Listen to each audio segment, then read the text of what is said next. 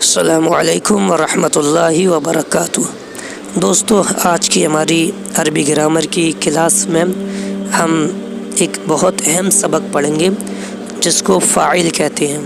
ابھی تک ہم نے فعل پڑھا، اب ہم فاعل پڑھیں گے۔ فاعل یہ اسم ہوتا ہے اور یہ کام کرنے والے کو کہتے ہیں۔ فاعل کہتے ہیں کام کرنے والے کو۔ جیسے ہم نے پڑھا فعل، اس ایک مرد نے کیا، تو یہ جو کیا کرنے والا جو ہے وہ فاعل کہلائے گا، وہ جو ہے وہ فاعل ہے۔ ایسے ہی ہم نے کہا زید گیا، ذہب زید، تو یہاں پر زید ذہب مانے جانا یہ فعل ہے، زید یہ فاعل ہے۔ اسی طرح سے نصر الولد، نصر مانے مدد کی، الولد یہ فاعل ہے، لڑکے نے مدد کی۔ تو بہرحال فاعل کہتے ہیں کام کرنے والے کو۔ یہ فعل کے بعد آتا ہے، چاہے فعل ماضی ہو چاہے فعل مضارع ہو، فعل کے بعد فاعل آتا ہے۔ اسی طرح سے یہ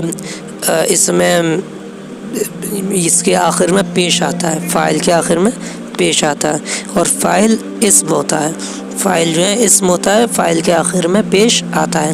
یہ کچھ مثالیں ہیں، آپ دیکھیں فاعل کی مثالیں میں لکھتا ہوں۔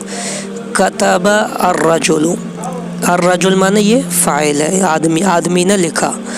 ایسے ہی کتب الوالد، والد مانے والد نے لکھا۔ ایسے ہی کتب حامد، حامد نے لکھا۔ تو یہاں پر حامد، والد اور الرجل یہ تینوں فاعل ہیں۔ ایسے ہی ذہب زید، زید گیا، یہاں پر زید فاعل ہے۔ اسی طرح سے